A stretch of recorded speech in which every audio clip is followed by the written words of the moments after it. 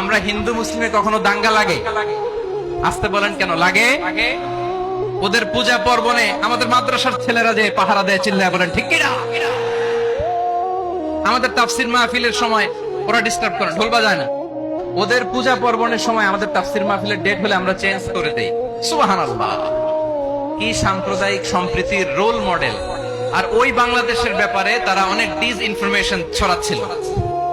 ভারতের কিছু গণমাধ্যম তাই করেছে।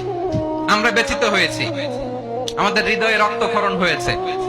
আমাদের প্রতিবেশী দেশকে বলতে চাই, আমাদের দেশ নিয়ে আপনাদের ভাবার দরকার নাই। নিজের চরকায় তেল দেন, নিজের দেশ নিয়ে ভাবেন।